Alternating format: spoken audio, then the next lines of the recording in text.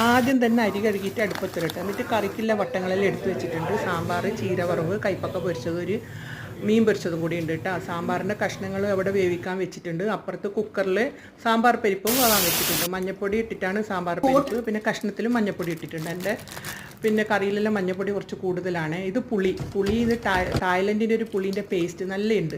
ആ പുളി പിഴിഞ്ഞതിലേക്ക് സാമ്പാർ പൊടിയും കലക്കിയിട്ട് ഇതിലേക്ക് ഒഴിച്ചു, അല്ലെങ്കിൽ ഡയറക്റ്റ് ഇട്ടാൽ ചിലപ്പം കട്ട പിടിക്കും.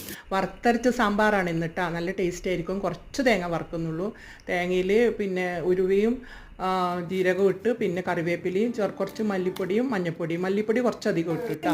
എന്നിട്ട് ഒന്ന് മിക്സിയിൽ കറക്കി എടുത്തതിന് ശേഷം വെള്ളമൊഴിച്ച് നല്ലോണം അരച്ചിട്ട് ഈ സാമ്പാറിലേക്ക് ഒഴിച്ച്, എന്നിട്ട് ഉലുവയും കടുവും ജീരകവും കറിവേപ്പിലയും ചെറിയുള്ളിയും എല്ലാം കൂട്ടി കാച്ചിയ പാത്രത്തിലേക്ക് ഫ്ലെയിം ഓഫ് ചെയ്തിട്ട് ഒരു തുള്ളി മുളക് പൊടി ഇട്ടിട്ടാണ്. നല്ലൊരു ചുവപ്പ് കളറും നല്ല ടേസ്റ്റ് ഉണ്ടാവും. ഇത് ചീര വറവ്, പിന്നെ കൈപ്പക്ക പൊരിവ്, പിന്നെ ചോറ്